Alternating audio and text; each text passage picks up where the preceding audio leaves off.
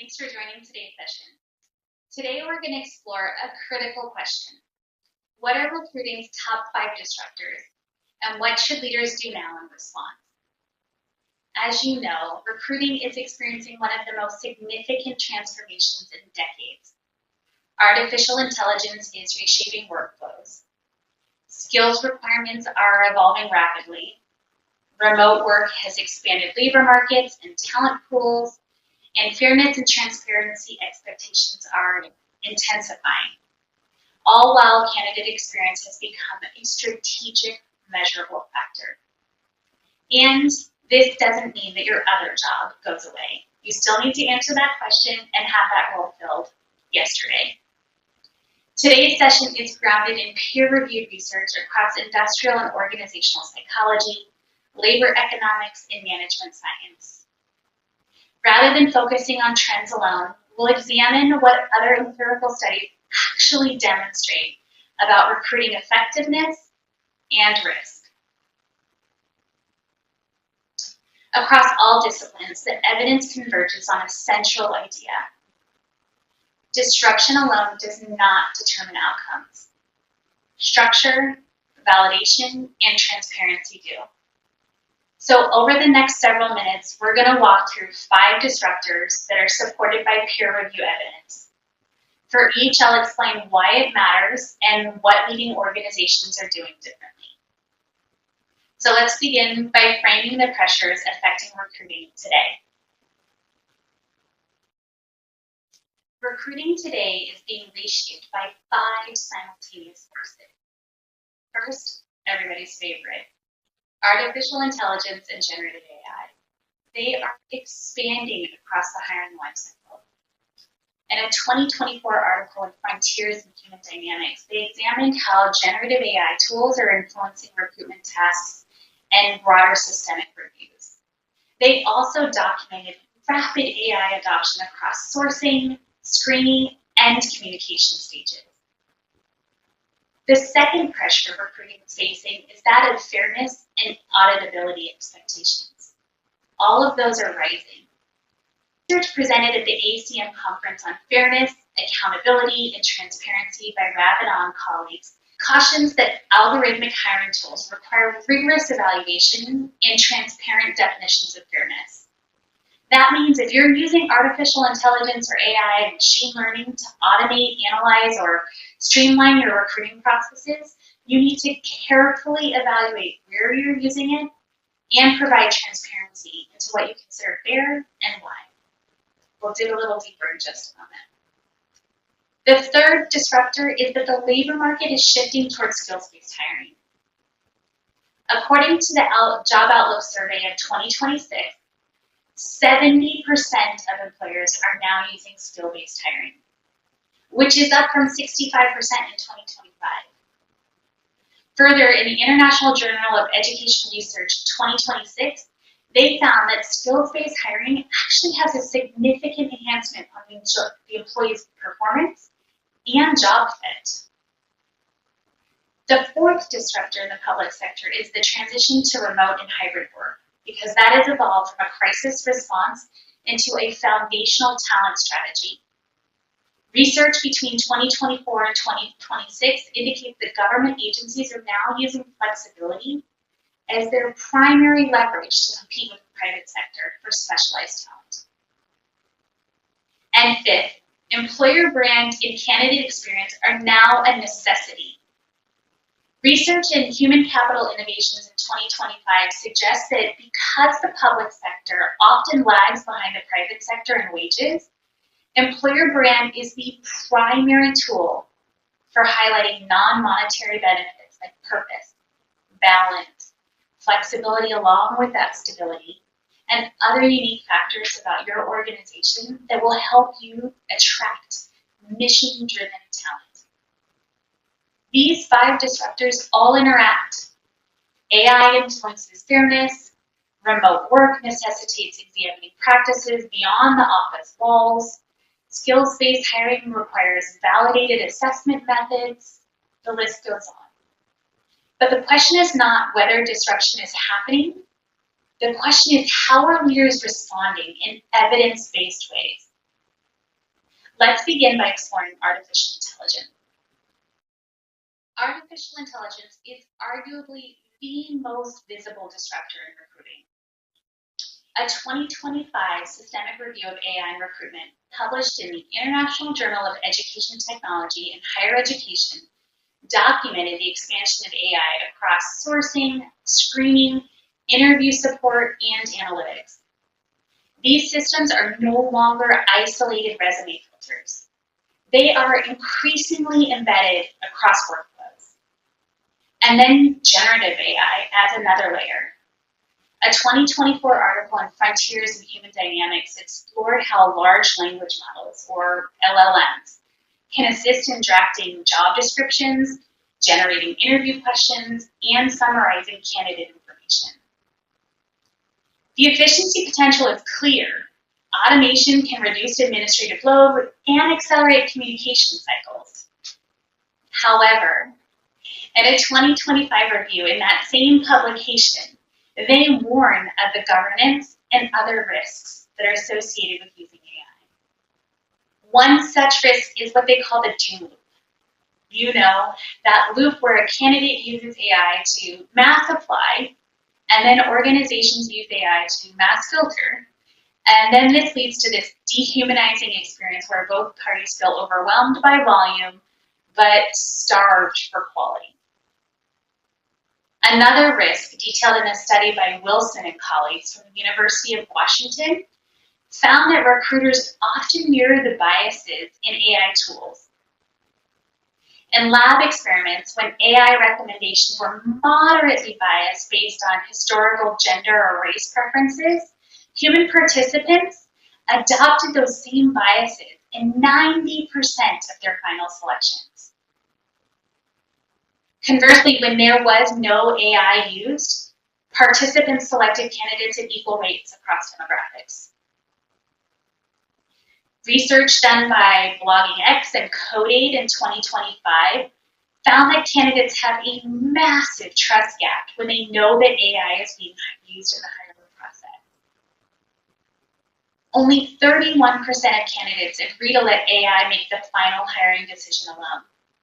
However, that acceptance rate jumps to 75% if they're informed that a human is involved in the final review. Without oversight, these systems can reproduce inequities, things that we've tried so hard to get by. So what does the research-supported response look like? First, start small and focus where AI can be applied in a narrow part of the recruitment process. Start with lower risk functions like scheduling or FAQ chatbots before applying AI in higher stakes screening decisions. Second, implement what they call human-in-the-loop checkpoints.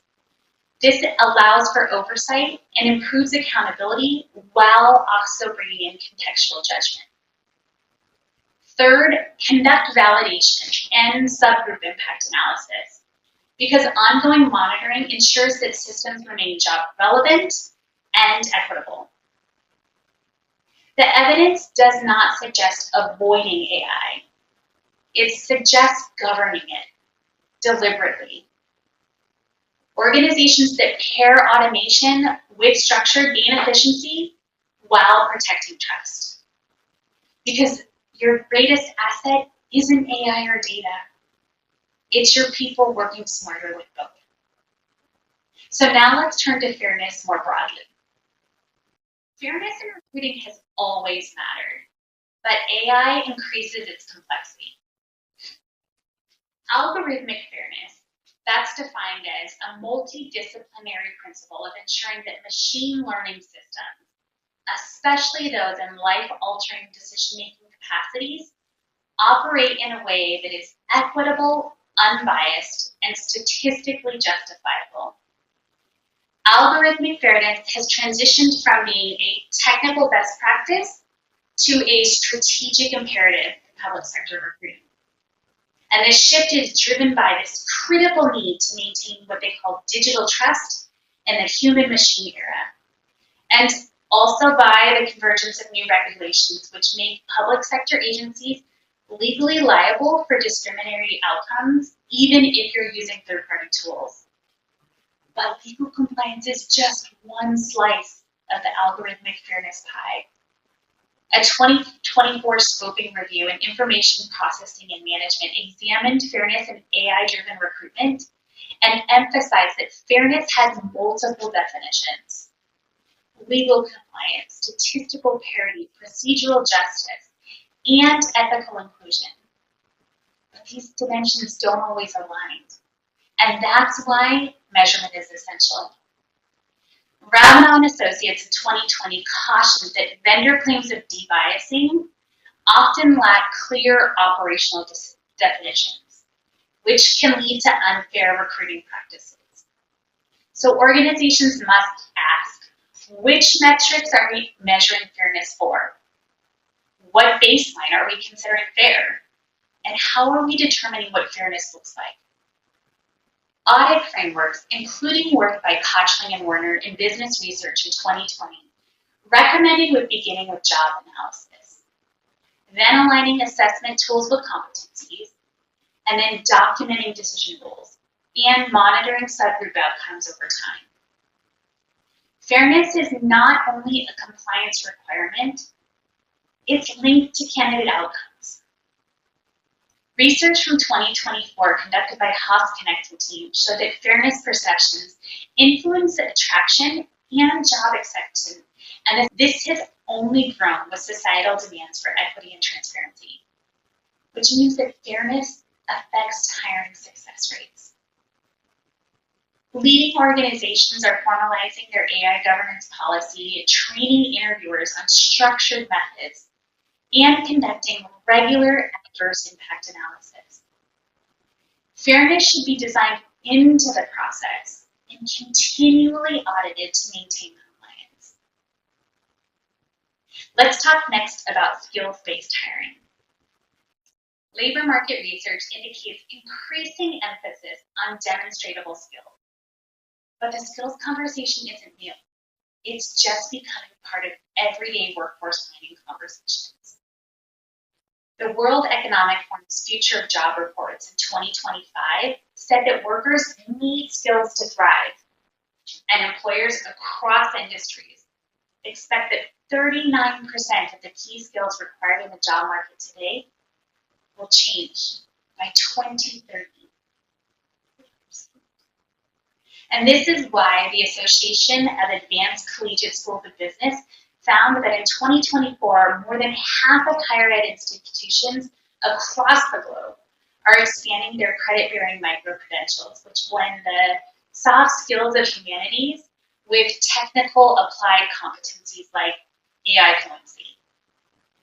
However, incorporating skills-based hiring into the recruitment process requires a shift in the public sector. We have to move from compliance-driven recruiting to competency-driven models, which require structure to succeed. A skills-based hiring approach needs validated, competency-based assessments to fairly assess a candidate's skills, and it needs standardized interview rubrics. Because as we previously discussed, there's significant research that demonstrates that structured interviews are legally defensible, and they also promote trust and transparency, which links to increased job fit and retention.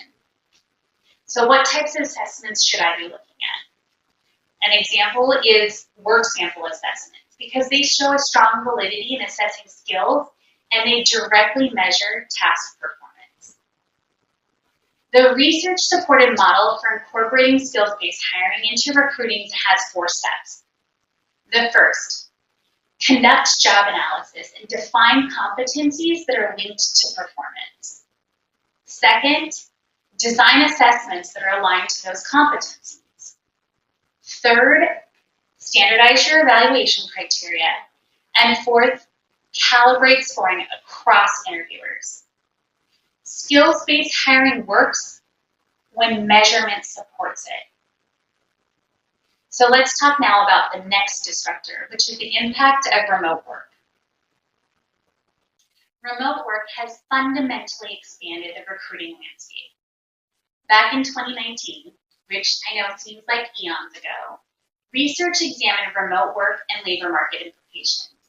And they found that organizations that used remote work or distributed work were doing so to overcome regional skill shortages and to expand access to talent pools. However, in 2020, that changed. And now in 2026, remote and hybrid work in the public sector has transformed from a temporary pandemic response to a permanent talent acquisition strategy. Public sector agencies are using flexibility to solve chronic labor market shortages and to fill those hard-to-fill roles. Maybe they're expanding their geographic reach and they're improving workforce diversity. Public sector agencies are also using flexible remote work as their primary recruitment tool to bridge that salary gap between the private sector and the public sector. In our own research and that of Mission Square Research Institute in 2025, we found that remote eligible public sector roles receive on average 2.5% more applications than their in-person counterparts. And this has allowed agencies in high cost of living areas to recruit from more affordable regions. According to FlexJobs, 2026 data shows that 69% of workers would accept a pay cut in exchange for remote work. That's an 11% increase from 2024. For the public sector, that flexibility dividend allows agencies to attract higher tier talent, particularly those in IT and finance, that maybe they could otherwise not afford. Connecting with remote candidates starts with digital interviewing technology. Technology has moved beyond a medium for remote interviewing and has become an active participant that shapes candidates' experience, how they perform, interview perceptions, and procedural fairness. In fact, meta-analytic research published in Current Psychology in 2026 shows that technology-mediated interviews can influence candidates' perceptions of fairness and organizational attractiveness. And ultimately, that impacts acceptance and retention rates. Because when you're recruiting in a remote setting, the informal clues or cues that recruiters and hiring teams rely on when they're meeting in person, things like office environment, handshakes, casual rapport, all of those things are absent. And this information poverty makes structure essential to ensure fairness and validity. So as you might expect, remote recruiting requires more structure, not less. That structure includes clear communication, documented and transparent processes, along with predetermined questions, standardized scoring, accessibility accommodations, and trained interviewers. They're critical. Because public sector agencies are often bound by strict merit-based rules, they need to adopt certain evidence-based strategies to succeed in a remote and hybrid environment. Those strategies are ensure that all candidates that are interviewing for a specific role have the same medium for their interviews. All virtual, all face-to-face, etc. You want to avoid that mode bias. Second, you want to use predetermined questions and standardized scoring so that you can reduce that subjective gut feeling that technology sometimes can distort. Third, provide a fairness model card, which is really just clear guidelines that explain the process and how a candidate will be evaluated, as well as if, how, and when AI or technology is going to be used in the process. Fourth, incorporate at least one live synchronous interaction with the final stages to rebuild some of that social presence that's lost in automated screening.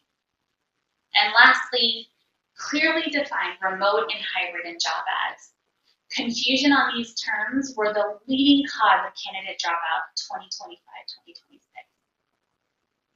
Remote work expands opportunity, but structure preserves rigor. Finally, let's discuss employer brand and candidate experience. In 2026, candidate experience has evolved from a soft human resource metric into a strategic key performance indicator for the public sector. This shift is driven by a hyper-competitive labor market, where government agencies have to compete with the private sector on speed and branding, despite having lower salary caps and longer hiring timelines. Candidate experience is no longer viewed as ending at the job offer. It's now recognized as the front door to employee experience. And transparency starts with salary transparency. 74% of candidates now demand pay transparency, and 82% are more likely to apply when the salary ranges are listed up front, according to research done by Javeo earlier this year. In fact, several U.S. states and cities require employers to include salary ranges on job postings so that they are being transparent. But beyond salary transparency, candidate experience necessitates transparency throughout the hiring process. And this is critically important because we found that the median public sector recruitment typically takes 3 to 4 months, roughly 90 to 130 days, which is significantly longer than the private sector and drastically longer than top applicant expectations. Top applicants want an easy application process, and they expect scheduling within a week. And while we have less control on our salary and our bureaucratic processes, we do have control on things like responses, and we have influence on things like employer branding.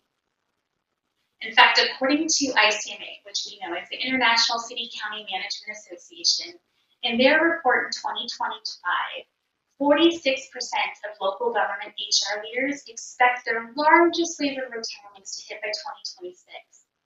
So agencies with a defined employer value proposition, which we call an EVP or employer brand, are also seeing 2.5% more qualified applicants than those that are relying on standard job postings or the tried and true method of post and pray. Further research in the Human Capital Innovations in 2025 suggested that because public sector wages often lag behind the private sector, employer brand is the primary tool for highlighting non-monetary benefits like purpose, balance, flexibility that comes with stability, and other unique factors about your organization that's going to attract mission-driven, high-quality talent. Employer brand and candidate experience are measurable drivers of recruiting success, especially since candidates can share their interview horror stories in group chats and on platforms like Glassdoor and LinkedIn. A positive experience makes hired candidates 137% more willing to refer others to the organization. Even unsuccessful candidates are 4 times more likely to reapply if they receive constructive feedback. According to CanE research, treating rejected candidates as brand ambassadors is a strategic priority in 2026 because this helps build long-term candidate pipelines. Other research published in late 2025 and the beginning of 2026 by Frontiers emphasized that while instrumental signals like salary and benefits are important, social media is the most effective tool at transmitting these symbolic signals, such as prestige and culture and purpose. And then for Gen Z, authentic social media storytelling that signals value alignment is the strongest predictor of organizational attraction. A study in 2025 Asian Pacific Journal of Business Administration found two specific characteristics: social presence, or the feeling of genuine human connection, and informativeness. They significantly impact employer attractiveness. These factors fully mediate the relationship between a company's social media activity and a candidate's intention to apply. But once you've caught their interest because of your dynamic employer branding, the attention shifts to candidate experience. And the recruiting process is often the first direct, high-stake interaction that a community member has with an institution. And according to Forrester's 2026 Government Trust Imperative Research, transparent hiring signals that the institution is competent, empathic, and accountable, reinforcing to community members that social contract for the public sector. And it amplifies the institution's brand. Additional research from the U.S. Office of Personnel Management, the World Economic Forum, and Deloitte indicates that public sector agencies can positively influence candidate experience by doing the following things: easing the application process, giving clear, responsive communication, providing transparency in everything from pay to process, designing structure deliberately, sharing timelines, and demonstrating respect through feedback. AI and remote tools can amplify this dynamic, and automation can simplify the application process and improve responsiveness. But it's important that AI and remote tools are used correctly, because poor execution can damage trust and your organization's reputation. Today's session raised new ideas or surfaced new questions.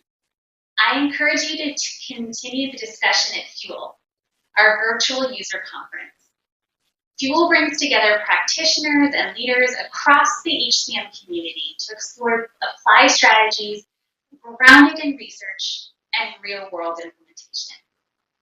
You'll hear case studies, practical insights, forward-looking discussions on recruiting transformation, AI governance, and workforce strategies. Evidence-based leadership does not happen in isolation. It happens through shared learning and applied experiences. And Fuel is designed to support that journey. Thank you for your time today, and I hope to see you at Fuel.